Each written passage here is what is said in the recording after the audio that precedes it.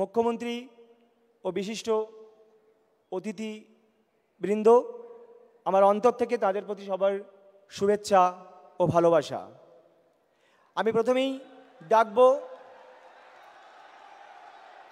ডাকবো deprive teacher সংগঠনের অন্যতম আন্দোলনকারী এবং কনভেনার সঙ্গীতাদিকে কিছু বলার জন্য অনুরোধ করব।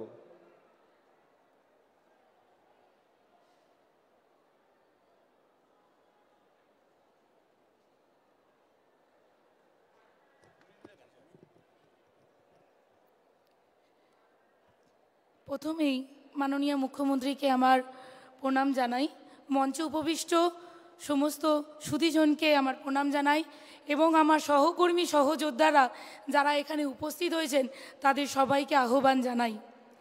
আজকে আমরা এখানে উপস্থিত হয়েছি একটি কারণ আমাদের জীবন এবং জীবিকা আজকে সংশয়ের মুখে। আমি একজন 11-12 কম্পিউটার অ্যাপ্লিকেশনের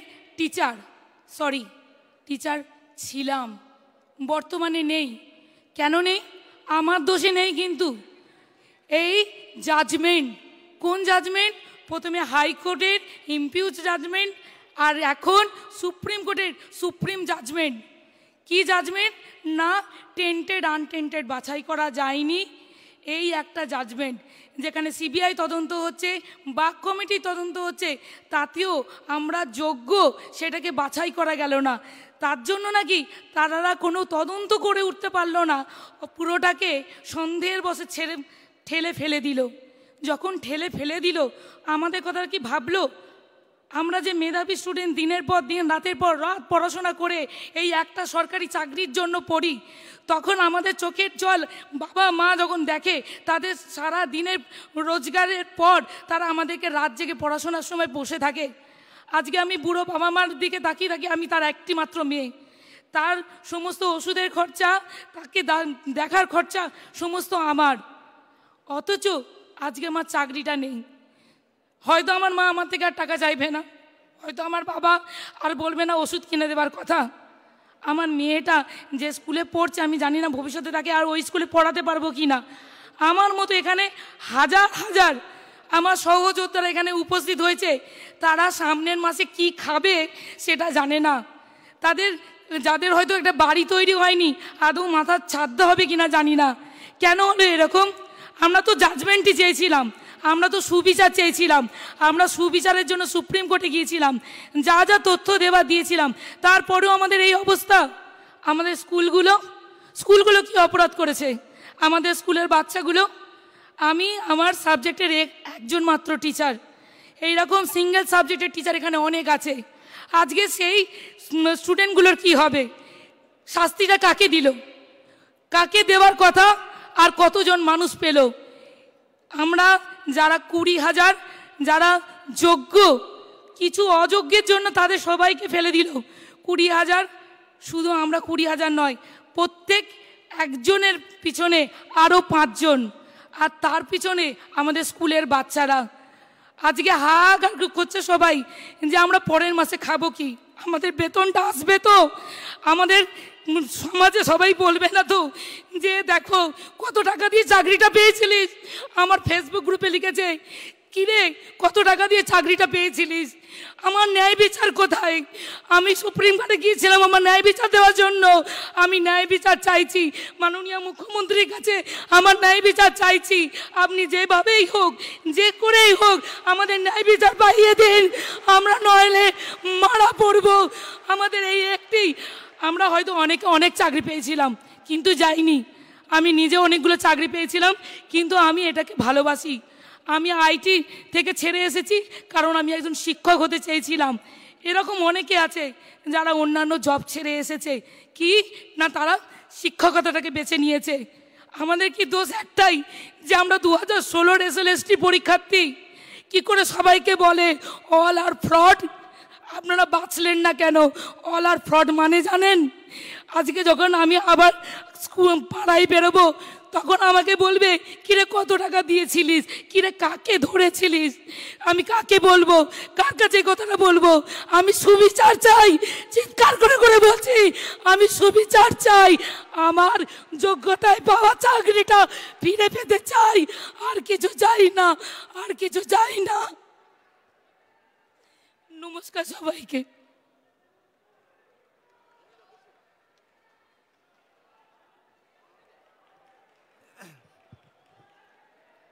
সত্যি আমাদের বলার কোনো ভাষা নেই, আমার চোখে জল এসে যাচ্ছে। মানে আমি আমার বাড়ির একমাত্র সিঙ্গেল আর্নিং মেম্বার, মানে এই চাকরিটা না থাকলে আমার জীবনটা কী হবে আমি ভাবতেই পারছি না।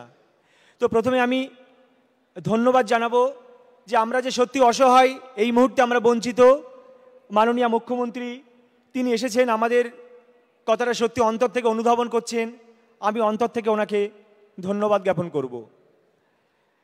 আমি এবার আমাদের বঞ্চিত যোগ্য শিক্ষক শিক্ষিকা অধিকার মঞ্চের তরফ থেকে আমাদের এই সংগঠনের কনভেনার মেহবুব দাকে আমি কিছু বলার জন্য অনুরোধ করব।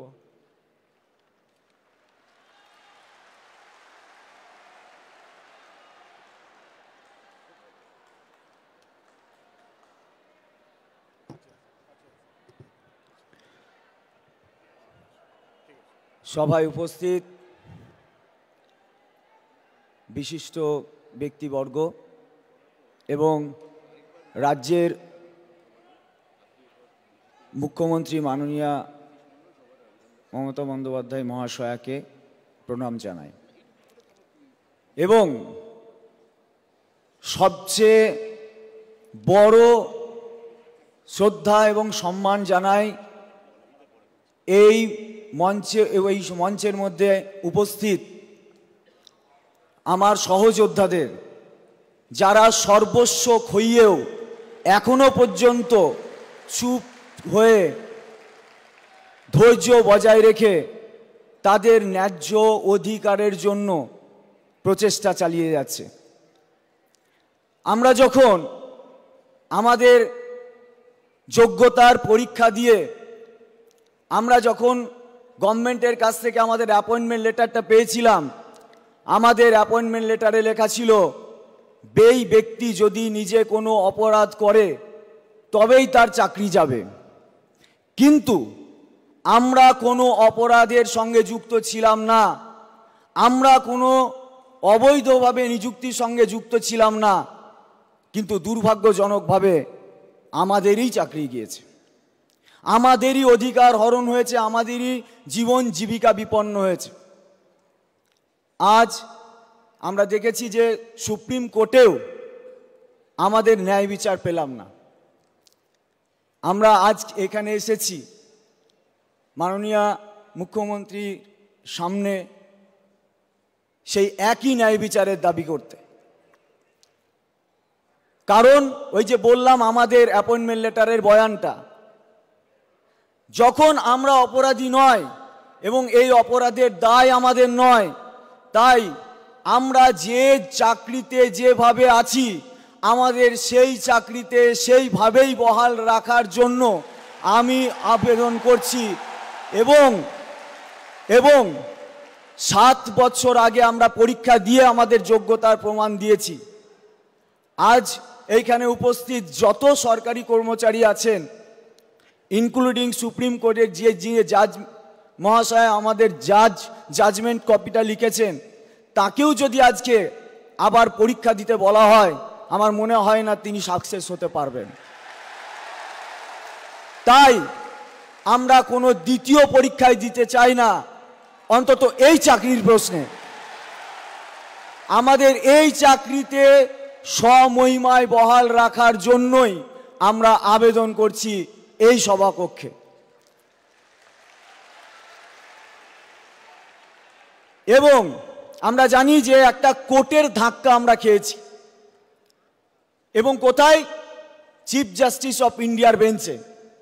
তাই আইনি জটিলতা অনেক, কিন্তু তারপরেও এখনো 2টো স্তর এখনো বাকি আছে, তারপরেও আছে, কিন্তু প্রথম 2টো, একটা হচ্ছে রিভিউ, অর্থাৎ যে জাজমেন্ট হয়েছে সেই জাজমেন্ট প্রত্যাশিত নয়।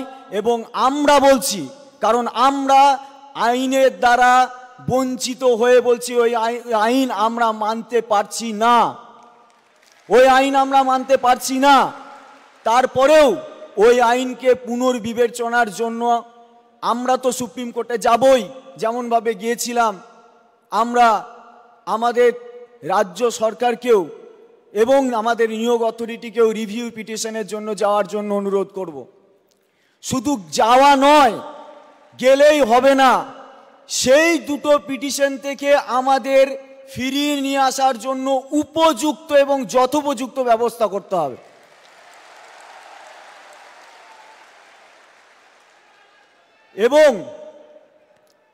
এবং আমরা আরো একটা দাবি রাখছি, এই যে বিচারপতি আছেন তার বেঞ্চে আমরা রিভিউ চাইছি না, সেই সময়টাকে ব্যবহার করতে হবে।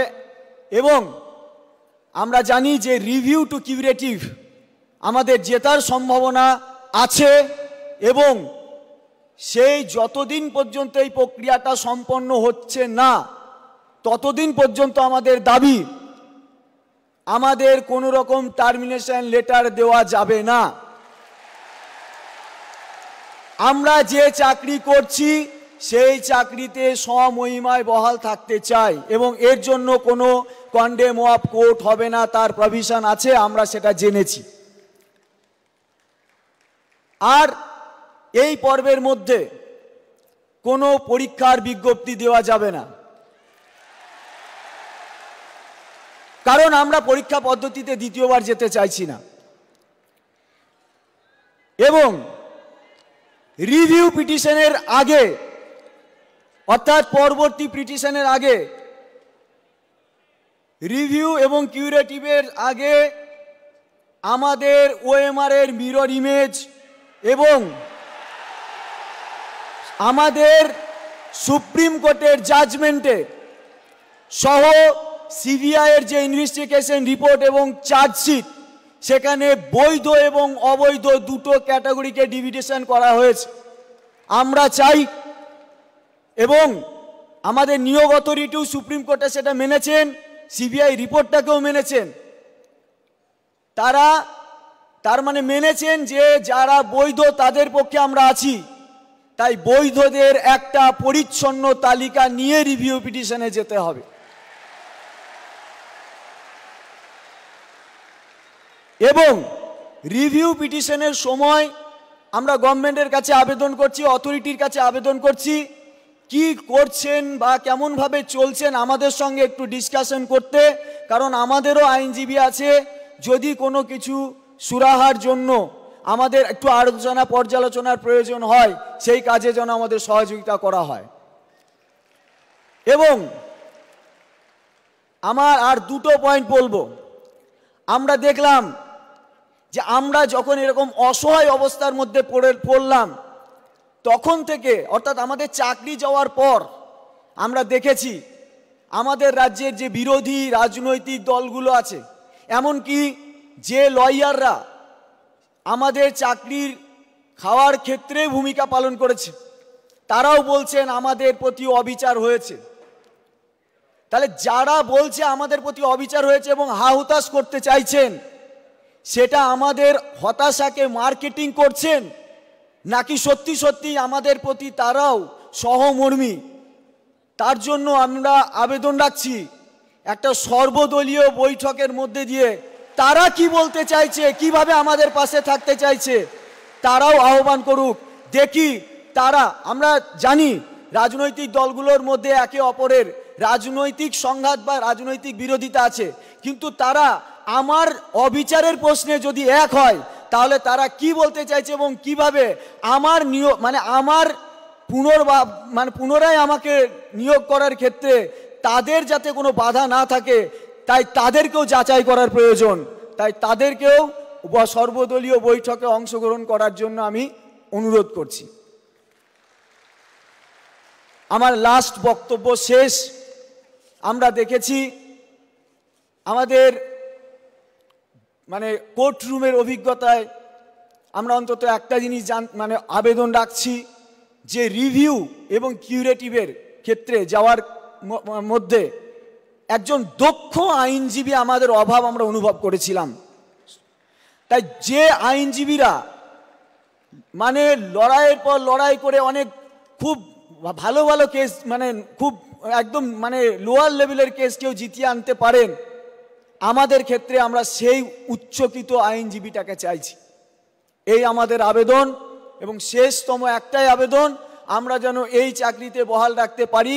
আমাদের সরকারের কাছে, আমাদের তো আছেই, কিন্তু আমাদের তো এখন চাকরিহারা, আমাদের অবস্থাও খুব সংকটে। আমরাও চেষ্টা করেছিলাম কপিল সিব্বাল, মনু সিংভি স্যারদেরকে নিয়ে আমাদের যাতে আমাদের সুরাহা হয়, কিন্তু আমরা হেরে গিয়েছি।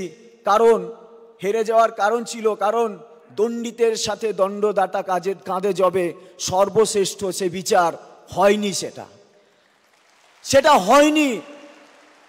সেই বিচার ব্যবস্থা আমাদের সঙ্গে ন্যায় কাজ করেননি, এবং কোর্টরুমের মধ্যে যে বিষয়টা আলোচিতই হলো না তার উপরে জাজমেন্ট হলো। সারাক্ষণ টেন্টেড আনটেন্টেড বলে গেল, বাছাই করার কথা বলল, কিন্তু যখন জাজমেন্ট লিখলেন জাজ, এবং তখন লিখলেন পরীক্ষা ব্যবস্থার মানে খারাপের জন্য, পরীক্ষা ব্যবস্থাটাই খারাপ ছিল, তার জন্য আমি প্যানেলটা ক্যান্সেল করেছি। অথচ কোর্টরুমের ভিতরে তিনি পরীক্ষা ব্যবস্থা নিয়ে একটি কথাও আলোচনা করেননি বা করতে দেনওনি। তাই এই জাজমেন্টটা অসঙ্গতিপূর্ণ। রিভিউ এবং কিউরেটিভ পর্যন্ত আমরা অবশ্যই জিততে পারি এই আশা রাখি, কিন্তু প্রত্যেকটা ক্ষেত্রে আমাদের যেন কোনো গাফিলতি না থাকে, সরকার বা অথরিটির পক্ষ থেকেও আমরা যেন সেই উদ্যোগটা দেখতে পাই। আমরা এটাই শুধু এই আবেদন নিয়ে এখানে এসেছি। তাই সকলকে আমি আমার এই চাকরিহারা শিক্ষক, যারা বিনা দোষে চাকরি হারিয়েছে, তাদের পাশে থাকার জন্য আমি সমস্ত মানুষকে আহ্বান জানাচ্ছি যে আমাদের পাশে থাকুন, এবং আমাদেরকে যদি মনে করবেন যে আমরা সত্যি সত্যি মানে আর 5 জনের মতো, তাহলে জাজমেন্টটাও ভালো করে পড়ুন, সিবিআই এর রিপোর্টগুলোকেও দেখুন। কারণ সিবিআইয়ের যে জাজমেন্ট, সেই সিবিআইয়ের যে ইনভেস্টিগেশন, তাতে তো ফাঁসি পর্যন্ত হয়ে যায়। সিবিআই তো সব জায়গায় বিশাল ভূমিকা নাকি পালন করে। তা আমার ক্ষেত্রে সিবিআইয়ের রিপোর্টটাকে মানা হলো না কেন? কোন ষড়যন্ত্রের বলে মানা হলো না?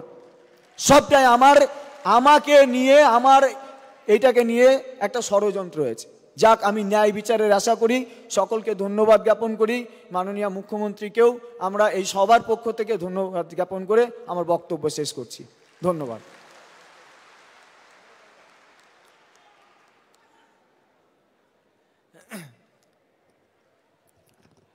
আমি শুধু একটি কথা বলবো, যেটা মেহবুবদা একটু বললো, যে কলকাতা হাইকোর্ট যখন আমাদের প্যানেলটা বাতিল করেছিল, তখন তার অজুহাত দিয়েছিল যে স্যাগ্রিগেশন করা যাচ্ছে না, কোনোভাবেই পৃথকীকরণ করা যাচ্ছে না।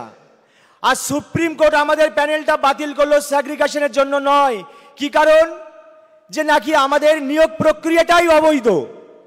কিন্তু আমাদের রিটেন টেস্ট, ভেরিফিকেশন, ভাইভা, প্রত্যেকটা প্রসিডিওর আমরা সুন্দরভাবে মেনে আমরা চাকরিটা জয়েন করেছিলাম। কিন্তু কোন যুক্তিতে এই মহামান্য আদালত এই রায় দিল আমরা বুঝতে পারলাম না। তাই এই রায় যেমন যুক্তিপূর্ণ নয়, আবার আইন যদি শুধু যুক্তির কথা বলবে, তো আইনে কি কোনো মানবিকতা নেই? তাহলে যে আইনের মধ্যে কোনো মানবিকতা নেই, সেই আইনটাকেই আমরা মানি না। এই আইনটাকে কোনোভাবেই আমরা মানতে পারবো না।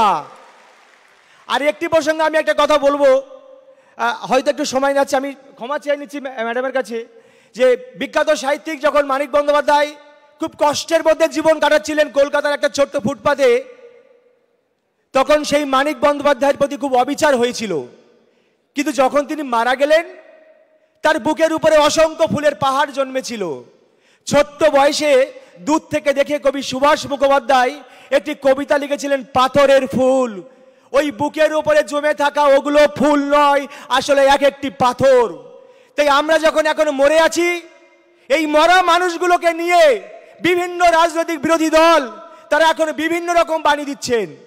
কিন্তু যখন আমরা চাকরিটা কলকাতা হাইকোর্ট থেকে বাতিল হয়েছিল, এই বিরোধী দলগুলোকে আমি কখনো দেখিনি যে আমাদের হয়ে একটি কথা বলতে, যে এই যোগ্যদের পক্ষে চাকরিটা থাকা দরকার। যাই হোক, আমি মুখ্যমন্ত্রীকে, মাননীয় মুখ্যমন্ত্রীকে আমি ধন্যবাদ দেব। তিনি এসেছেন এবং অন্তর থেকে আমাদের এই সমস্যাগুলোকে অনুধাবন করে এই সমাধান কল্পে উনি হস্তক্ষেপ করবেন। এবার বক্তব্য রাখবেন মাননীয় উপাচার্য অমিয় পান্ডা মহাশয়, ভাইস চ্যান্সেলর রানী রাসমণি ইউনিভার্সিটি।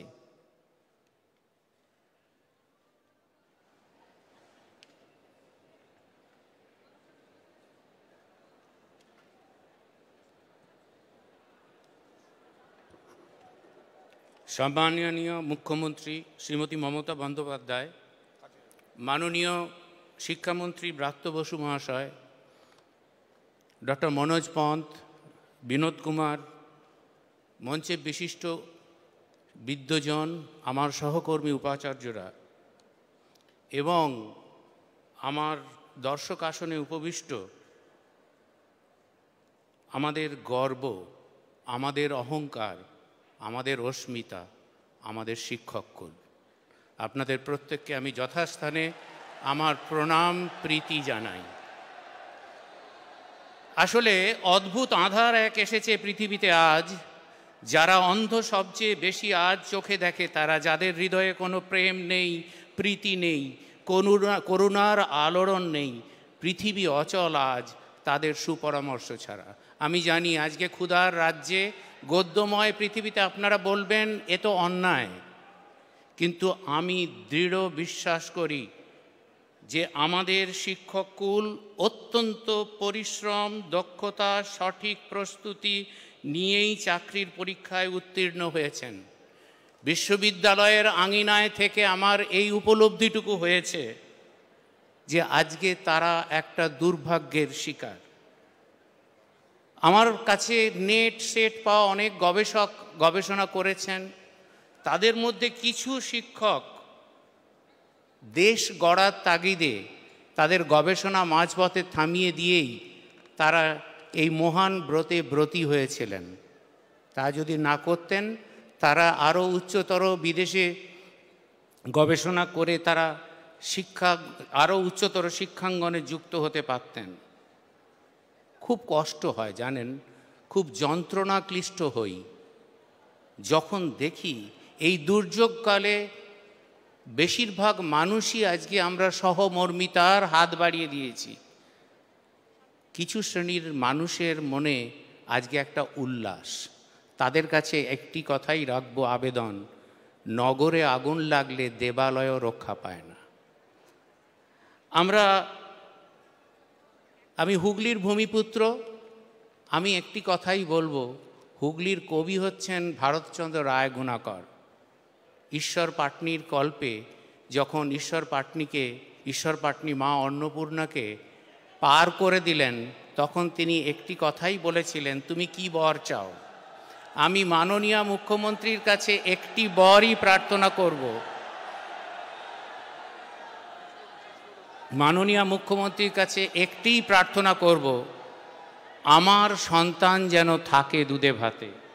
আপনি তাদের প্রতি যথাযথ ব্যবস্থা নেবেন, তাদের হৃত গৌরব এবং সম্মান ফিরিয়ে দেবেন। কারণ আমি বিশ্বাস করি, what Bengal things today, India things tomorrow. সুতরাং আজকে বাংলার যা দুর্যোগ, তার প্রভাব সারা ভারতবর্ষে পড়বে যদি আমরা যথাযথ ব্যবস্থা না নিই। আমার দৃঢ় বিশ্বাস মাননীয় মুখ্যমন্ত্রী তার সুচিন্তিত মতামত দিয়ে আমাদের এই দুর্যোগ, এই অমানিসা থেকে উত্তরণের পথ দেখাবেন। ধন্যবাদ।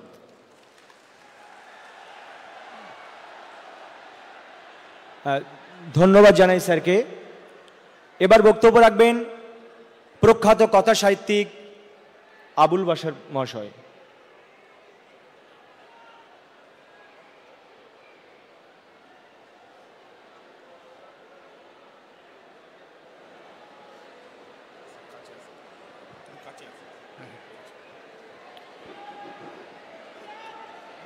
মাননীয় মুখ্যমন্ত্রী, শ্রদ্ধেয় মুখ্যমন্ত্রী এবং আমাদের মাননীয় শিক্ষামন্ত্রী ব্রাত্য বসু, আমার বন্ধুরা এবং যারা অধ্যাপক রয়েছেন আর প্রশাসনের ব্যক্তি যারা রয়েছেন, ব্যক্তিত্ব, সকলকে আমি শ্রদ্ধা জানাই। আর এখানে যারা যোগ্য মেধাবী শিক্ষকরা এসেছেন, এখানে বঞ্চিত যারা আজকে,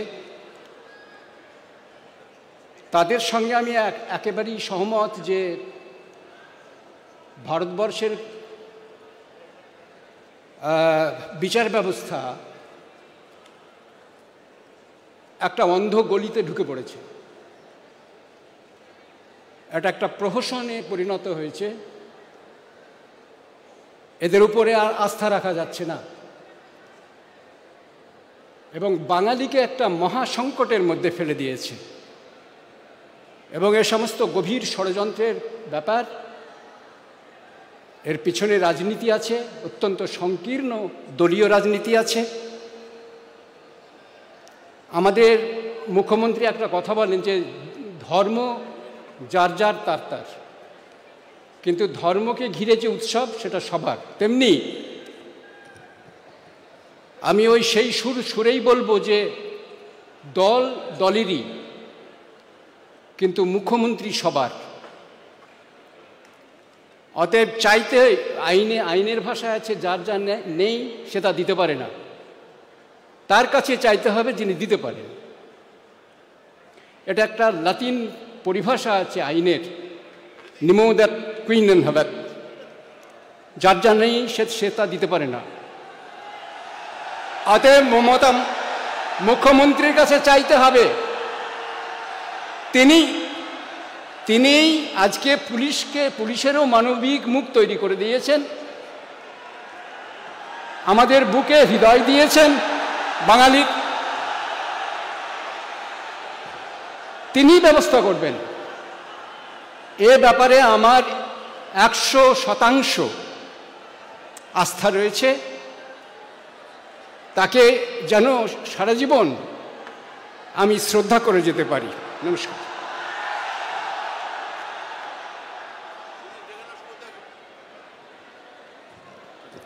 ধন্যবাদ স্যারকে। এবার বক্তব্য রাখবেন বিশিষ্ট কবি সুবোধ সরকার মহাশয়।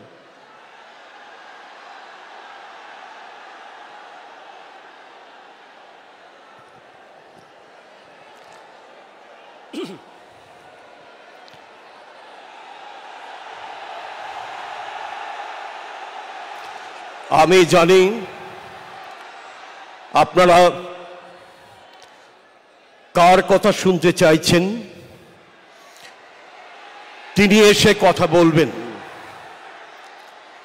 আমি 2 মিনিটে একটি ছোট্ট কথা আপনাদের বলি।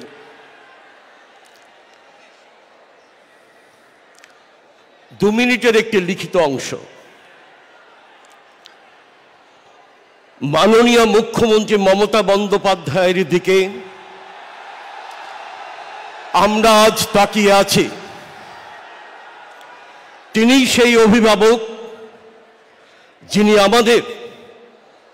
আপনাদের দিশা দেখাতে পারেন, যে দিশা একই সঙ্গে মানবিক এবং আইনানুগ হয়ে এই ক্রান্তিকালে বাতিঘর হয়ে উঠবে। আপনাদের চোখের জল আমাদের সবার চোখকে সিক্ত করে চলেছে। আপনাদের হাহাকার আমাদের বিদীর্ণ করে চলেছে। আমরা ঘুমোতে পারছি না। অন্যদিকে কিছু হিংস্র মানুষ বাংলাকে বিপদে ফেলে আপনাদের পথে বসিয়ে বাংলার সম্মান ভুলুণ্ঠিত করে আজ উল্লসিত। বাংলার মুখ কালো করাই তাদের জীবিকা। আজ আমাদের সেই দিন যখন চোখ মুছে মাথা তুলে ধ্বংসস্তূপ থেকে উঠে দাঁড়াতে হবে। মাননীয় মুখ্যমন্ত্রী, আপনি ভারতবর্ষের শ্রেষ্ঠ মানবিক মুখ্যমন্ত্রী। তার প্রমাণ কন্যাশ্রী থেকে লক্ষ্মী ভাণ্ডার পর্যন্ত পরিব্যাপ্ত হয়ে আছে। আপনার মানবিকতাই হলো সেই সুপ্রিম কোর্ট যা আমাদের সবার চোখের জল মুছিয়ে দিতে পারবে। নমস্কার, ধন্যবাদ।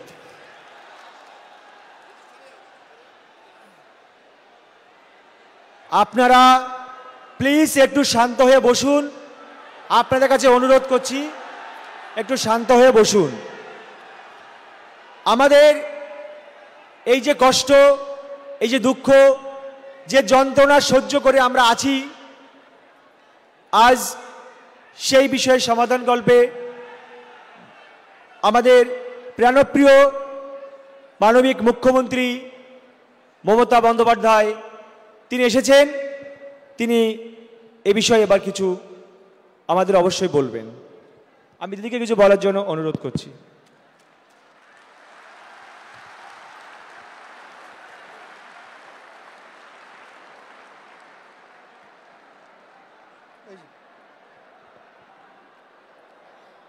আজকে আমার এখানে উপস্থিত সমস্ত বঞ্চিত যারা একটা কলমের খোঁচায়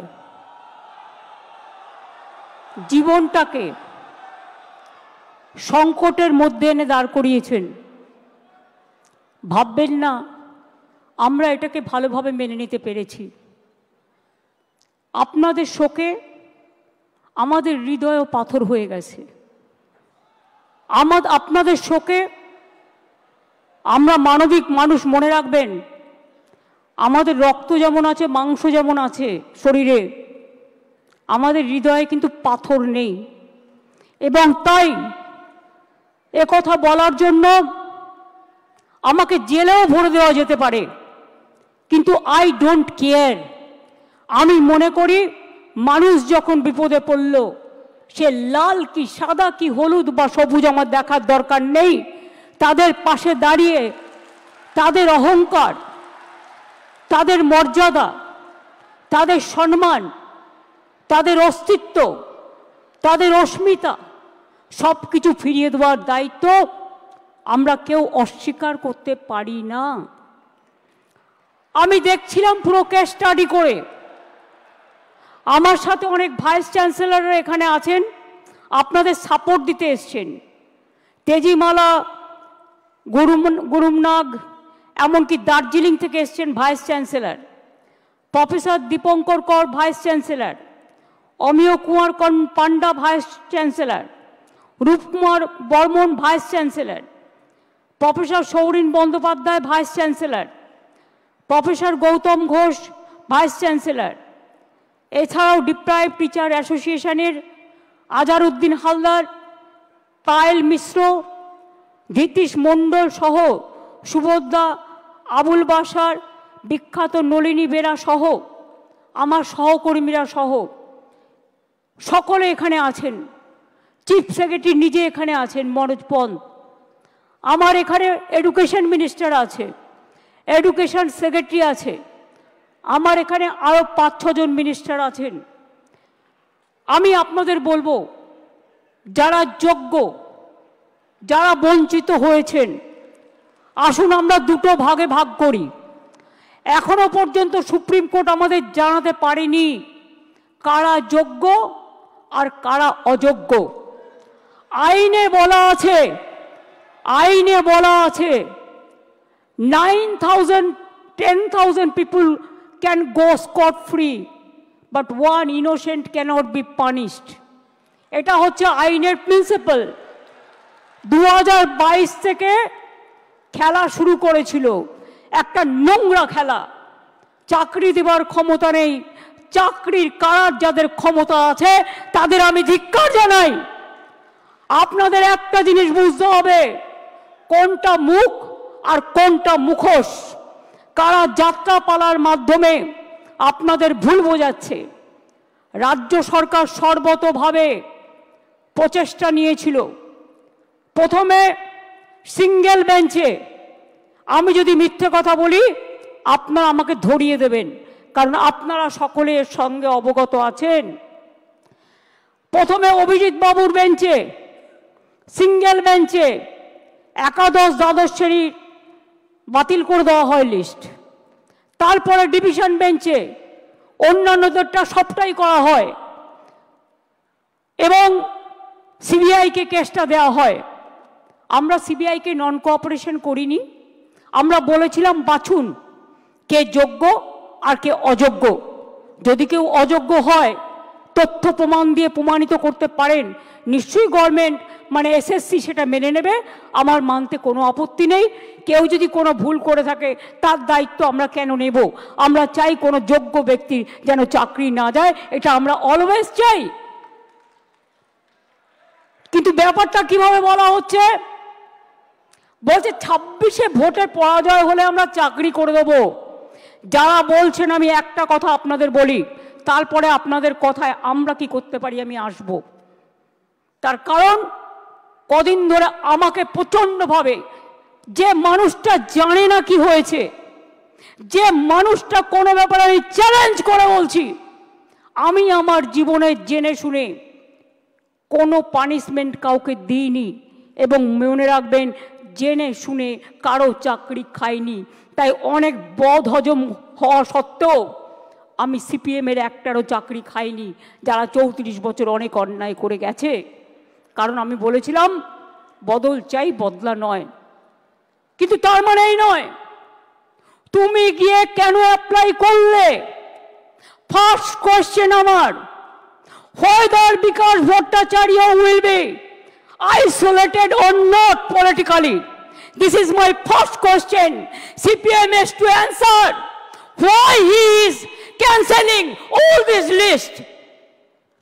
আজকে বাইরে আমার নামে বড় বড় কথা বলছো, আমি তো করিনি, আমি তো চাকরিগুলো দিয়েছিলাম, আমার সরকার দিয়েছিল। একটা দুটো কাজ করতে গেলে ভুল হতে পারে, সে ভুল সংশোধন করে নেওয়ার জন্য তুমি প্রশাসনকে সময় দাও, তা তো তোমরা দাওনি। Right to make blunders, Netaji Subhash Chandra Bose বলেছিলেন ভুল করাটাও একটা অধিকার। যদি কারো ভুল হয়ে থাকে সেই ভুলটাকে সংশোধন করার দায়িত্ব কার? কোর্ট যদি প্রশাসনকে দিত, কোর্ট নিশ্চয়ই কোর্টের কথা মেনে প্রশাসন সেই কাজটা করতে পারত। তারপরে গেল ডিভিশন বেঞ্চে, সব বাতিল। আমার মনে আছে সঙ্গে সঙ্গে আমি এডুকেশন ডিপার্টমেন্টকে বললাম সব ভালো ভালো লয়ার দিয়ে 2024-এ আমি দুর্গাপুরে মিছিল করছি ইলেকশনের সময়। তখন হঠাৎ খবর পেলাম যে, তখন কি খবর পেলাম শুনুন, যাদের ভালো লাগবে না তারা নিজেদের জায়গা মতো থাকতে পারেন, আমার কোনো অসুবিধে নেই, বাট যেটা দরকারি সেটা আমার বলতে হবে। আমার কথা আমি সারাক্ষণ গালাগালি খাবো আর আমার কথা আমি কাউকে বলতে পারবো না ভাই বোনেরা আমার, তা কি হয়? আমরা তো সবাইকে ডেকেছি। যার ইচ্ছে থাকবেন, যার ইচ্ছে শুনবেন, যার ইচ্ছে গ্রহণ করবেন, যার ইচ্ছে বর্জন করবেন। গণতান্ত্রিক অধিকার সবার আছে, কিন্তু মনে রাখবেন মানুষ যখন বিপদে পড়ে তাকে ধৈর্য ধরে শুনতে হয়। 2024 সালে আমি আসানসোলে দুর্গাপুরে মিছিল করছি, আমার কাছে খবর এলো সুপ্রিম কোর্টে আমরা যখন অ্যাপিল করেছিলাম যে হাইকোর্টের রায়টাকে স্টে করে দেওয়ার জন্য, এবং তদানীন্তন বিচারপতি মিস্টার রেসপেক্টেড চন্দ্রজিৎ, আমাদের চন্দ্রচূড়জি সেটাকে স্টে করে দেন। অর্থাৎ হাইকোর্ট থেকে যে ভবিষ্যৎটা অনিশ্চিত হয়েছিল সেই ভবিষ্যৎটা তিনি নিশ্চিন্ত করে দেন। তারপর আবার দেখলাম আর একজন বিচারপতি এলেন, একজন প্রধান বিচারপতির একটা রায়কে আর একজন প্রধান বিচারপতি সম্পূর্ণভাবে যোগ্য অযোগ্য না দেখে বাতিল করে দিলেন। মনে রাখবেন, আমায় যদি কেউ চ্যালেঞ্জ করে আমি কিন্তু চ্যালেঞ্জটাকে মোকাবিলা করতে জানি। আমি কোর্টকে বলছি না, এটা কোর্টের দোষ নয়, দোষ তো সেই মুখ আর মুখোশদের যারা আপনাদের নিয়ে খেলা করেছে। বাট আমি একটা কথা বলতে চাই, আমি বেঁচে থাকাকালীন যোগ্য প্রার্থীদের কারো চাকরি কেড়ে নিতে দেব না। It is my commitment.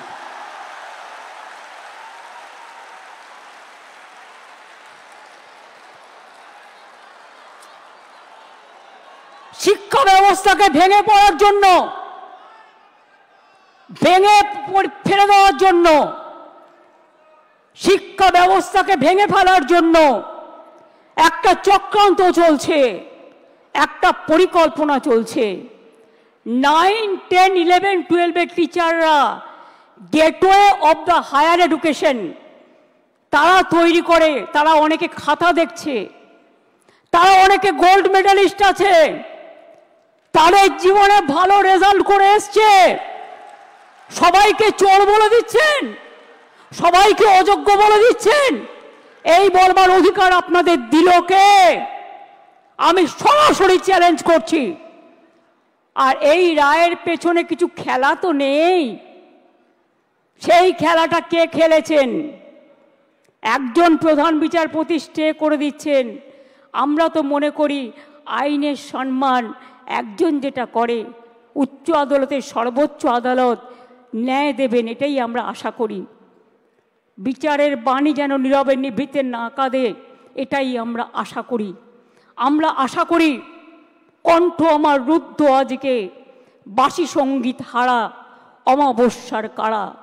লুপ্ত করেছে আমার ভুবন দুঃস্বপ্নের তলে, তাই তো তোমায় শুধাই অশ্রু জলে। যাহারা তোমার বিছাইছে বায়ু, নিভাইছে তব আলো, তুমি কি তাদের ক্ষমা করিয়াছ? তুমি কি বেসেছ ভালো? আমরা সরকারের পক্ষ থেকে শিক্ষা ব্যবস্থা যাতে ভেঙে না পড়ে, তার জন্য আমরা প্রথমে আমি একটু কোর্টের ভাষায় বলি। কোর্টের ভাষাটা, তার কারণ মনে রাখবেন, কোর্ট যখন একটা রায় দেয়, সে রায়টাই নাকি চূড়ান্ত রায়। সেই জন্য একটু কোর্টের ভাষায় বলি। সুপ্রিম কোর্ট বলেনি কে যোগ্য কে অযোগ্য, তালিকা দেয়নি। সরকারকে যোগ্য ও অযোগ্যদের আলাদা করার সুযোগ আদালত দেয়নি। ফ্যাক্ট ফাইন্ডিংয়ের অনুমতিও দেয়নি। সিবিআই যা যা কাগজপত্র চেয়েছিল তদন্ত করার জন্য, এসএসসি সব কাগজপত্র তাদের দিয়ে সাহায্য করেছিল। আমরা লয়ার কাদের দিয়েছিলাম শুনে রাখুন। আমরা লয়ার যাদের দিয়েছিলাম এবং এখনো দেব, সেই লয়ার কারা একটু জেনে রাখুন, আপনাদের জানার প্রয়োজন হয়। তার কারণ, জাস্ট এ মিনিট,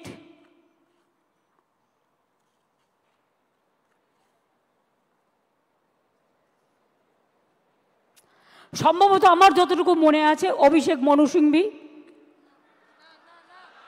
ছাত্রদের হয়ে লড়েছে। যাই হোক, তোমাদের সাপোর্ট দিয়েছি আমরা, হেল্পিং হ্যান্ডস। অভিষেক মনু সিংভি, এবার আমরা বলেছি, এবার আমরা কাদের নিচ্ছি সেটা বলে দিচ্ছি। আমরা অভিষেক মনু সিংভিকে বলছি, আমরা কপিল সিব্বলকে বলছি, আমরা রাকেশ দ্বিবেদীকে বলছি, আমরা কল্যাণ ব্যানার্জিকে বলছি, আমরা প্রশান্ত ভূষণকেও বলতে বলেছি, এবং তাছাড়াও আরও অনেক লিগাল ফার্ম থাকবে যারা রাজ্য সরকারের হয়ে যোগ্য টিচারদের সমর্থনে আইনের লড়াই করবে। আমি কোর্টের কথায় বলছি, এই লাইনটা আমি বলবো কোর্টের কথায়। কারণ মনে রাখবেন, আজকে যে আলোচনাটা হচ্ছে, এই রেকর্ডটা কেউ কেউ আবার ট্যাপ করে প্রধান বিচারপতির কোর্টে পাঠাবেন, আমাকে যাতে জেলে পড়া যায়। তাই মনে রাখবেন, আমি লটা জানি, আমি নিজেও লয়ার হিসেবে অনেকগুলো কেস করেছি। While we are bound by the ruling of the Honorable Supreme Court, যারা এটা কোর্টে পাঠাবেন ভালো করে শুনে নিন। While we are bound by the ruling of the Honorable Supreme Court, we are taking proactive steps to ensure that the situation is handled with the utmost care and fairness. We will explore all possible legal avenues including seeking modifications of the judgment and other reliefs to provide justice to those who have been affected. যারা আজকে শিক্ষা কাঠামোকে সম্পূর্ণ ভেঙে দিয়েছে, আমি তাদের জন্য বলতে চাই, আমরা এটা নিশ্চিত করব, আমরা একটা ক্ল্যারিফিকেশন চাইব প্রথমে। তার কারণ যে যারা এখন চাকরি করছেন, ভালো করে শুনুন, এইটা আমরা ক্ল্যারিফিকেশন চাইব কোর্টের কাছে ফার্স্ট, যে তারা আজকে কি করবেন। আপনারা যে বললেন নতুন করে পরীক্ষা নিয়ে লিস্ট করতে, আগে আমাদের জানতে হবে যে স্কুলের বাচ্চাগুলোকে তারা পড়াতেন, যারা স্কুলে যেতেন, যারা কাজ করতেন, যারা শিক্ষক শিক্ষিকারা আজও স্কুলে অনেকে যাচ্ছেন, তাদের জন্য আপনাদের কি ক্ল্যারিফিকেশন, স্কুল কে চালাবে, কাজগুলো কে চালাবে। না খেয়ে মানুষ মেরে দেবার অধিকার তো আমারও নেই, আপনারও নেই, কারোরই নেই। তাই এইটার ব্যাপারে আমার অনুরোধ, যারা চাকরি দিতে পারবেন না তারা যেন চাকরি কেড়ে না নেন, এটা নিশ্চিন্ত করবার জন্য যা করার এডুকেশন ডিপার্টমেন্ট করবে। আদালতের রায় বেরোনোর 15 মিনিটের মধ্যে আমি নিজে চিফ সেক্রেটারি এডুকেশন ডিপার্টমেন্টকে দিয়ে ডিটেলস মিটিং করিয়েছি এবং আমরা আমাদের প্রসেস শুরু করতে বলেছি। আদালতের রায় বেরোনোর 2 ঘন্টার মধ্যেই চিঠি পাঠানো হয়েছে কমিশনকে।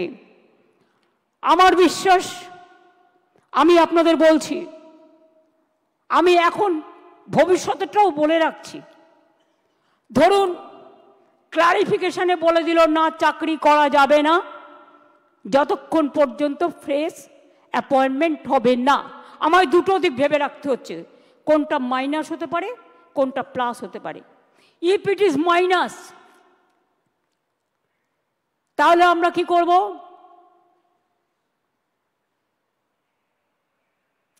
মাইনাসেরটা আমার না বলাই ভালো, আমার মাথায় কিছু আছে। আমি ধরে নিচ্ছি এটা প্লাস হবে। প্লাস মানে নিশ্চয়ই ক্লারিফাই করে let the good sense prevails, এবং তারা যারা যোগ্য তাদের চাকরি না কেড়ে নিয়ে তাদের কাজ করবার সুযোগ দেবেন। বাই চান্স যদি না দেয় তাহলেও মনে রাখবেন যারা যোগ্য তাদের চাকরি নিশ্চিন্ত করার দায়িত্ব সরকারের।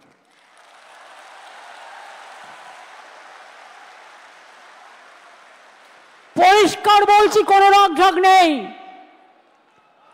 সুপ্রিম কোর্টের আইন অনুযায়ী করব। কিভাবে করব? যখন কেউ পথ দেখায় পথের মধ্যেই পথ খুঁজে নেয়। পথে চলতে গেলে গর্ত আসতে পারে, পথে চলতে গেলে কিছু রাস্তা ভাঙা থাকতে পারে, বাট ভাঙা রাস্তা পেরিয়েই মানুষকে এগিয়ে যেতে হয় সফল রাস্তায়। এবং তাই মনে রাখবেন, আমাদের plan A ready, B ready, C ready, D ready and E ready. মনে রাখবেন, এই যোগ্য টিচারদের চাকরি যাতে কোনোভাবে না যায়। যদি বলে তোমাকে 2 মাসে প্রসেস করতে হবে, আপনাদের তো কেউ চাকরি টার্মিনেট করেনি এখনো পর্যন্ত, করেছে কি? কোনো নোটিশ পেয়েছেন? আপনার বিরুদ্ধে দুর্নীতি না যদি প্রমাণ করতে পারে তো কি আপনাকে কেউ যেতে বারণ করেছে? যান না, আপনি আপনার কাজ করুন না। আপনার কাজ কে বারণ করেছে? আপনারা বাচ্চাদের শিক্ষা দেবেন না, আপনারা বাচ্চাদের পড়াবেন না, আপনারা স্কুলগুলোতে ক্লাস করবেন না। হ্যাঁ, তখন যদি সুপ্রিম ভলেন্টারিলি সার্ভিস কিন্তু সবাই দিতে পারে, সেখানে কিন্তু আটকাবার কোনো জায়গা নেই কারো। সেখানে কি করে আপনাদের চলবে? ধরুন ধরে নিলাম ওরা করলো না, বলল না হবে না, তখন আমি কি করব? তখন আমি এডুকেশন ডিপার্টমেন্টকে রিকোয়েস্ট করতে পারি। কি রিকোয়েস্ট? এটা আমরা লিগাল আলোচনা করেই বলছি যে 2 মাস বলেছে তো 3 মাসের মধ্যে প্রসেস কমপ্লিট করতে হবে। যারা চাকরি করছেন, দাঁড়া আরে ভাই, আমি মাইনাসটা তো বলে রাখবো। ধরুন যদি না করে সুপ্রিম কোর্ট, তাহলেও মনে রাখবেন অল্টারনেটিভ যা করার আমরা করব, এবং সেক্ষেত্রে আপনারা যাতে আবার চাকরি ফিরে পান তার ব্যবস্থা প্রসেসের মধ্যে দিয়েই 2 মাসের মধ্যেই কমপ্লিট হবে, এবং আপনাদের চাকরি ব্রেক হবে না। কারণ আপনার এক্সপিরিয়েন্স এবং অ্যাডিশনাল কনসেশন আপনারা পাবেন যারা 10 বছর ধরে চাকরি করছেন। এটা মাথায় রাখবেন।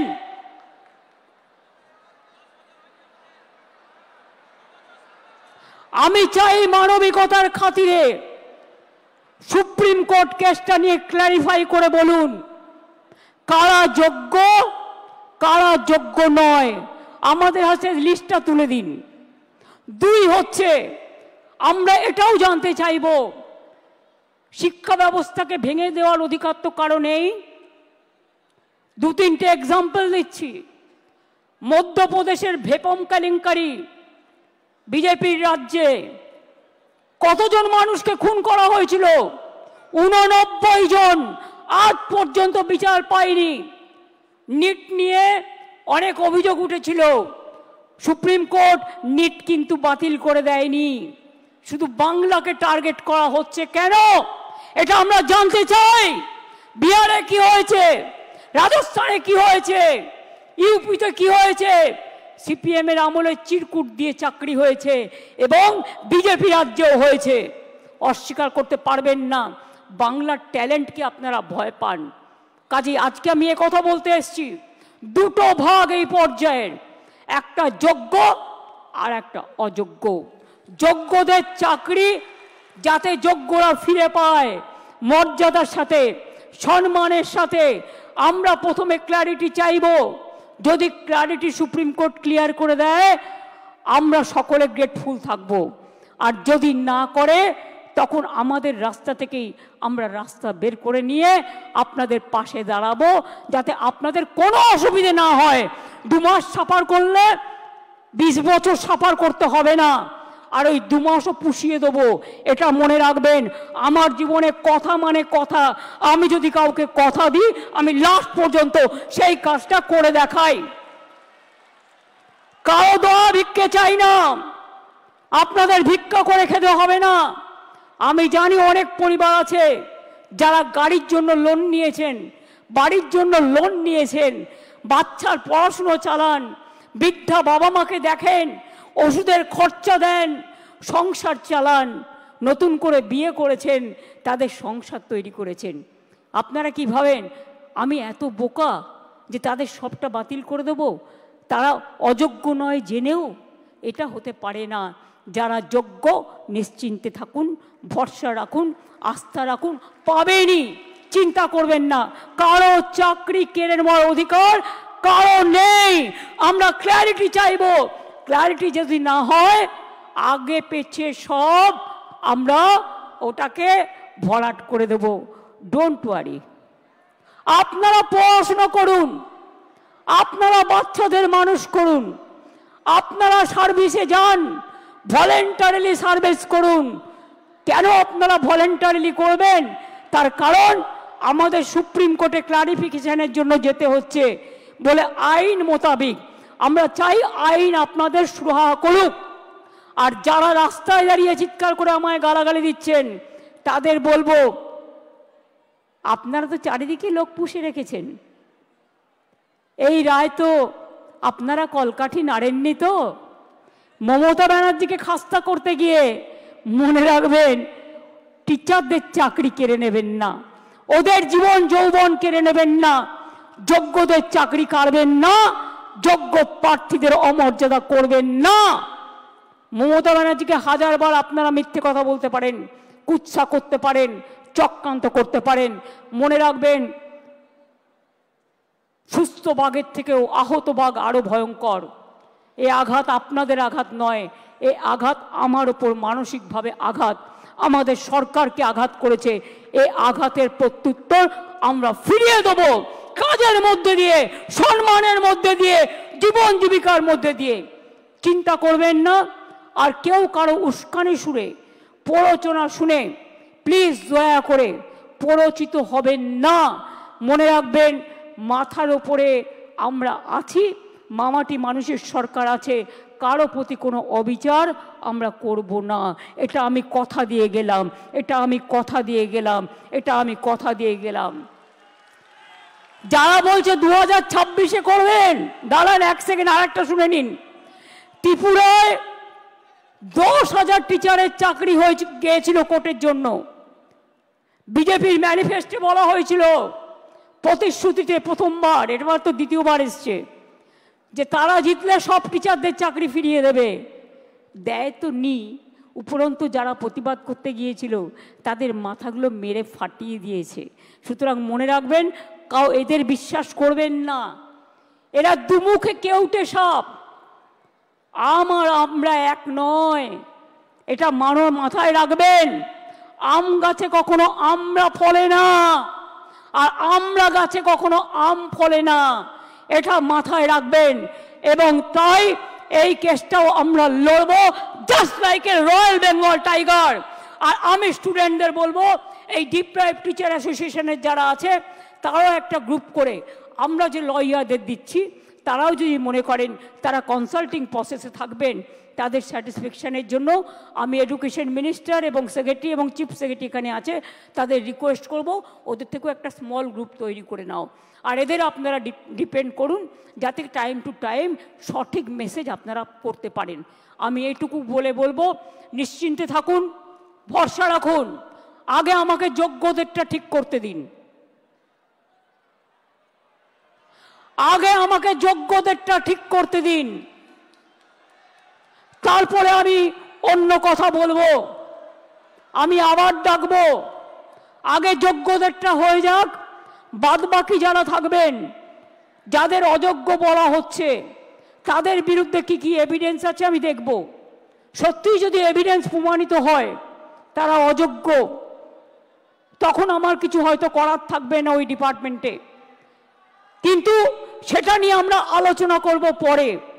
আগে ফার্স্ট ফেজ যোগ্যদেরটা রক্ষা করা, সেকেন্ড ফেজ কাকে অযোগ্য বলেছে, কেন বলেছে, কি কারণে বলেছে, কোন এজেন্সি তদন্ত করেছে, কি কি কাগজপত্র আছে, টোটালটা দেখব। তারপরে তাদের নিয়ে আমি আলাদা করে মিটিং করে আমাদের কথা বলবো। আমার মনে হয় আপনারা নিশ্চিন্তে থাকুন, চিন্তা করবেন না, এবং যোগ্য অযোগ্যের মধ্যে গন্ডগোল লাগাবেন না। ভাই ঠিক আছে, ঠিক আছে, যে কেউ অ্যাপ্লিকেশন দিতে পারেন। আমি এটাই বলবো, নিশ্চিন্তভাবে আপনারা বাচ্চাদের শিক্ষা দিন এবং যোগ্যরা যারা আছেন শিক্ষা দিন, শিক্ষিত করুন। বাদবাকি যারা আছেন আমি বলেছি তো পরে কথা বলবো, তাদের সাথেও যখন সুযোগ হবে আমি নিশ্চয়ই তাদের কথা শুনবো। এবং ফার্স্ট আমাকে তদন্তটা করতে দিন, ফার্স্ট আমাদের তদন্তটা করতে দিন। আমরা দেখতে চাই, শুনুন, পথ যখন হারিয়ে যায় নতুন পথ একটা খুঁজে পাওয়া যায়। কাজেই দুটো পথই আমাদের কাছে, আমরা ক্লারিফিকেশন চাইব, আইনের ধারা অনুযায়ী কাজ করব, আইন মোতাবেক কাজ করব। বাট কারো চাকরি যাওয়াটা আমাদের ধর্ম নয়, চাকরি ফিরিয়ে দেওয়াটা, চাকরি করে দেওয়াটা আমাদের ধর্ম। আমি এইটুকু বলে আমি আশা করব শিক্ষক শিক্ষিকারা তাদের কাজে তারা যেমনভাবে কাজ করছেন তারা কাজ করবেন, তাদের যেন কোনো রকমভাবে কোনো অসুবিধে না হয়। শিক্ষক না হলে আমার শিক্ষা ক্ষেত্রটাই টোটাল কোলাপস করে যাবে, বাচ্চারা পড়াশোনা করতে পারবে না। অনেকে খাতা দেখছেন, তারা খাতা দেখতে পাচ্ছে না। ভাই দাঁড়াও, তুমি কি অযোগ্য লিস্টে আছো? দাঁড়াও, তুমি কি অযোগ্য লিস্টে আছো? তুমি যোগ্য না অযোগ্য লিস্টে? তো যোগ্যদেরটা তো বলে দেওয়া হয়েছে, আবার কি? We have said everything. I think it is clear. It is very clear. Nothing is left out. বলে দিয়েছি যারা যোগ্য তারা পাবেন, চিন্তা করার কোনো কারণ নেই। গায়ের জোরে ফোর্সফুলি তর্ক করে কিছু হয় না, ভালোবাসার দ্বারা যেটা হয়। তাই আপনাদের বলবো, এরপরেও যদি কারো কিছু বলার থাকে, আপনারা যে স্মল গ্রুপ আমরা তৈরি করে দিচ্ছি তাদের মাধ্যমে এডুকেশন মিনিস্টারকে মিট করে কথা বলুন। আমি যোগ্যদের চাকরি কাটব না, যেমন করেই হোক কোনো না কোনো ব্যবস্থা করে দেব, আমি এটুকু আপনাদের বলতে পারি। চিন্তা করবেন না। আগে কোর্টে যাব, কোর্টে গিয়ে কোর্টের সিদ্ধান্ত জানব, কোর্টে ক্লারিফিকেশন নেব, তারপরে কি ব্যাপার কি ব্যাপার ওটা তো আমি আইনের ব্যাখ্যা বললাম।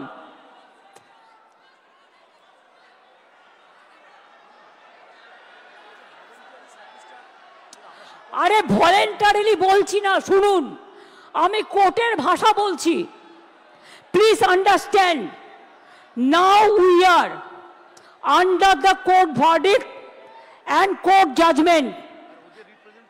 আর আপনাদের রিপ্রেজেন্টেশন এখানে আছে। আমি কেন বলছি, কোর্ট আমায় বলতে পারে আমি বাতিল করলাম, তুমি ওদের কেন যেতে বলছো? আমি যেতে বলছি এই কারণে যে যে কেউ সার্ভিস দিতে পারে ফর হিউম্যানিটি, তাদের সার্ভিস কেউ কাটতে পারে না। সুতরাং কোর্টের আইন মেনেই যোগ্যদের জন্য ওদের পথ দুটো খোলা আছে। মনে রাখবেন, কোর্টের আইনেই দুটো পথ খোলা আছে। সেই পথ খোলা থেকেই আমরা আপনাদের ব্যবস্থা করে দেব যাতে কেউ চাকরি না হারান। প্লিজ আন্ডারস্ট্যান্ড, আমাদের কোর্টের অর্ডারও মানতে হবে, কোর্টে ক্লারিফিকেশনও চাইতে হবে, রিভিউ পিটিশনও করতে হবে।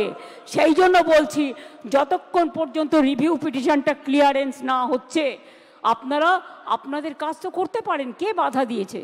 আপনাদের তো গভর্নমেন্ট থেকে টার্মিনেট লেটার দেয়নি। So why you are asking me?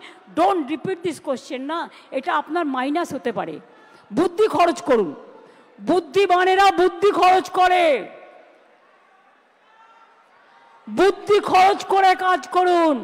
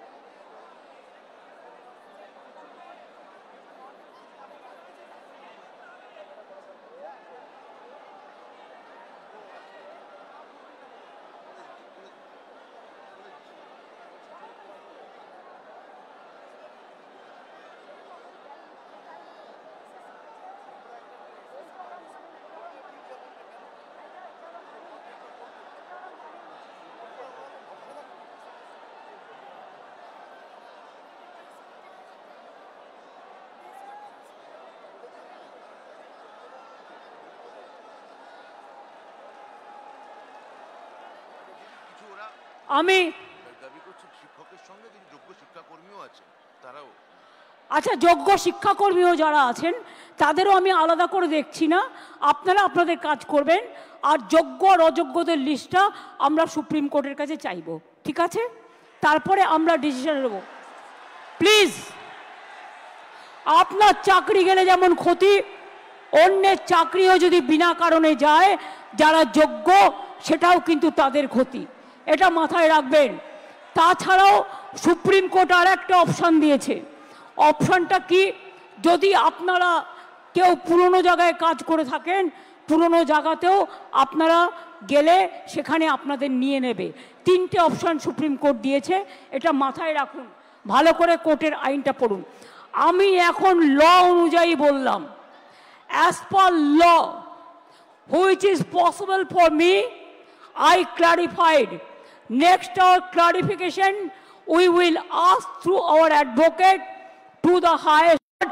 এটাই লাস্ট ওয়ার্ড, এটাই এ, এটাই বি, এটাই সি, এটাই ডি, এটাই এ, এটাই এ টু জেড। এই ভরসাটুকু রাখুন। আশা করি ভালো থাকবেন, সুস্থ থাকবেন, কাজ চালিয়ে যান। অনেক অনেক ধন্যবাদ। জয় বাংলা।